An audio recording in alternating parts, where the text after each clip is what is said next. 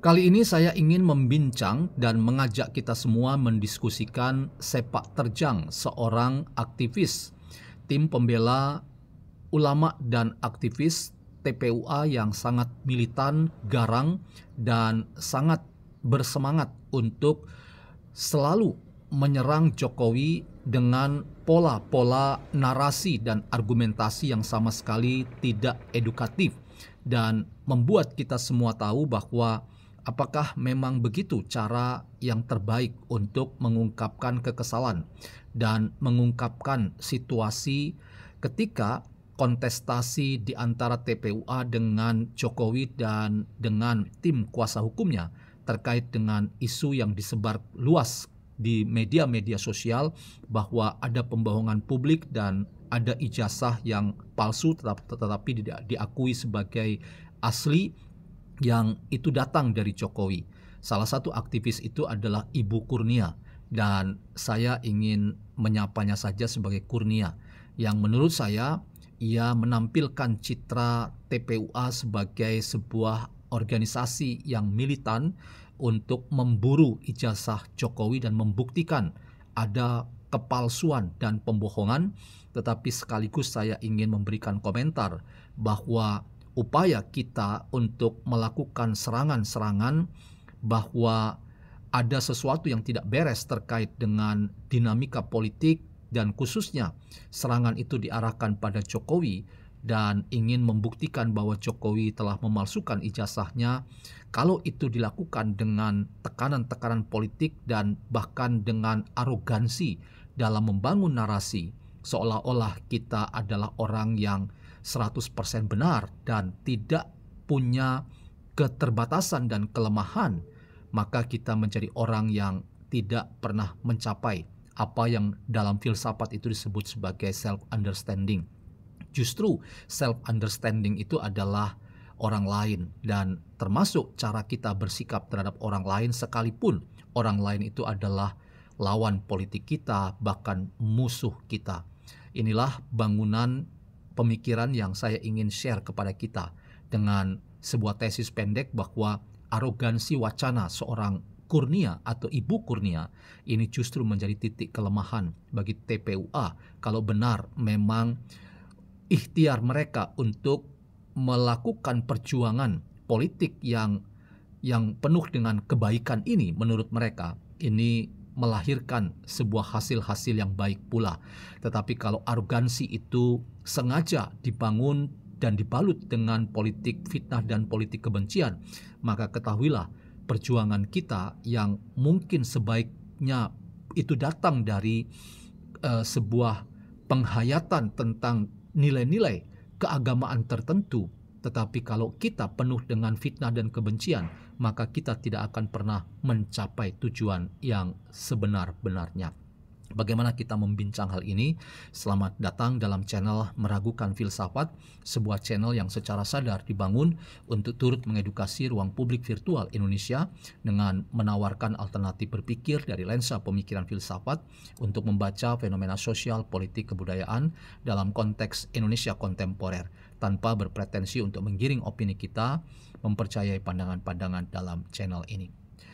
Teman-teman, dalam pemberitaan saya di akun atau channel saya sudah mengulas salah satu catatan kritis saya terhadap orang yang juga termasuk dalam aktivis TPUA, yaitu Dr. Tifa atau kita sebut sebagai Tifauzia.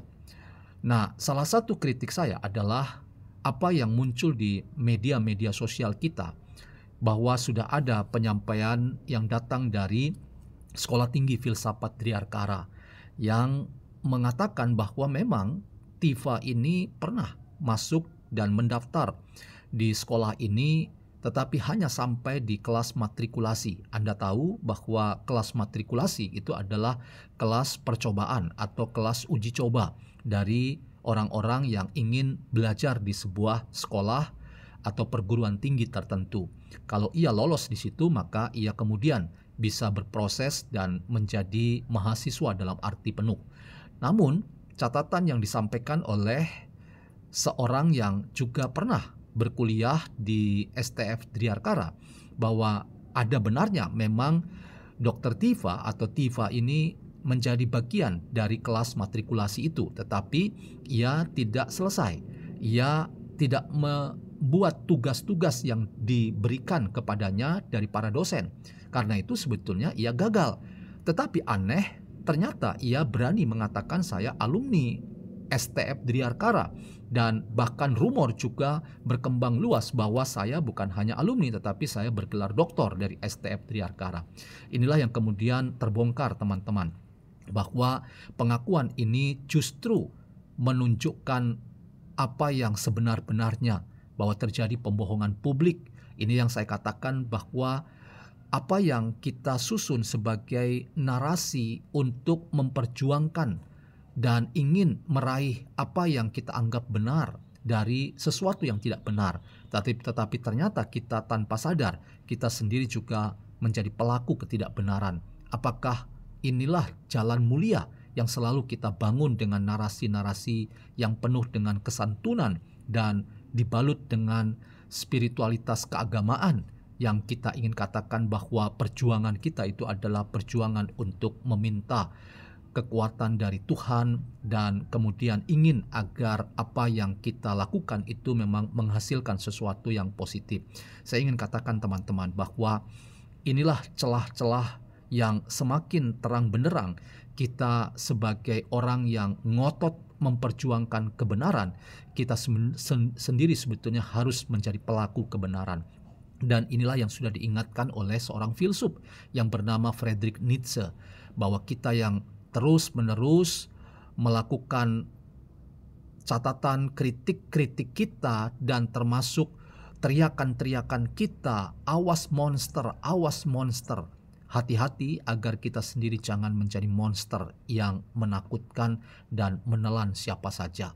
Jadi catatan ini sekaligus mengingatkan kepada kita bahwa kekuatan pemikiran untuk melakukan kritik itu juga sekaligus kita sendiri yang dikritik. Nah, dalam konteks itu, teman-teman, catatan saya kali ini diarahkan misalnya pada Ibu Kurnia yang sangat diplomatis dan membuat kita terkesima dengan narasi dan argumentasi yang luar biasa yang ia katakan. Sangat lancar ia menyusun kata-kata menjadi sebuah kalimat yang membuat kita sampai pada sebuah kesimpulan. Mungkin saja ada benarnya dari narasi-narasi yang disampaikan oleh Kurnia atau Ibu Kurnia ini. Tetapi saya meragukan terus terang. Mengapa? Inilah yang saya katakan tadi, teman-teman. Ketika sesuatu yang baik atau niat yang baik, yang mulia, tetapi kita membangunnya itu atau menyampaikan dengan cara-cara yang di dalamnya ada semangat fitnah dan kebencian, maka ketahuilah bahwa target-target dan perjuangan kita itu tidak akan membuahkan hasil. Justru yang terjadi adalah kegagalan demi kegagalan. Disinilah, teman-teman, saya ingin mengingatkan pada Ibu Kurnia, arogansi kata-kata yang Anda bangun itu justru menjadi celah dan titik kelemahan dari ikhtiar baik yang mungkin saja ingin dilakukan sebagai bagian dari perjuangan tim pembela ulama dan aktivis untuk membongkar sejelas-jelasnya, seterang benderangnya dan habis-habisan terhadap Jokowi, dikuliti habis-habisan, bahkan dibuktikan dan ingin diproses dalam proses pengadilan rakyat terhadap apa yang dituduhkan terhadap Jokowi sebagai aktor pembohong besar dan sebagai orang yang melakukan kejahatan terkait dengan dunia akademik, bahwa ia tidak punya ijazah yang sebenarnya tetapi ia telah memalsukan ijazah itu. Nah, teman-teman, dalam konteks inilah saya ingin memberikan catatan bahwa kehebatan Anda membangun argumentasi untuk menyerang harkat martabat Jokowi dengan cara-cara yang bahkan kehilangan kewarasan dan kehilangan kesantunan dan kesopanan sebagai bagian dari etika publik, maka ketahuilah ini justru menjadi celah pada kegagalan demi kegagalan yang dilakukan oleh TPUA. Sangat disayangkan kalau akhirnya TPUA gagal oleh karena arogansi wacana, salah satunya dikembangkan oleh Dr. Tifa atau bahkan oleh apa yang saya bagikan kali ini, analisis saya terkait dengan apa yang sering kali kita dengar pada catatan-catatan kritis yang dilontarkan oleh seorang ibu yang bernama Kurnia. Sangat disayangkan arogansi Anda itu menjadi celah bagi keruntuhan niat baik TPUA untuk memperjuangkan kebenaran. Sebab kebenaran yang disampaikan penuh dengan fitnah dan kebencian itu bukan kebenaran, tetapi itu adalah pembohongan. Dan kita harus hati-hati dengan catatan Friedrich Nietzsche. Kita yang terus-menerus berteriak awas monster, hati-hati Anda sendiri bisa menjadi monster yang menakutkan.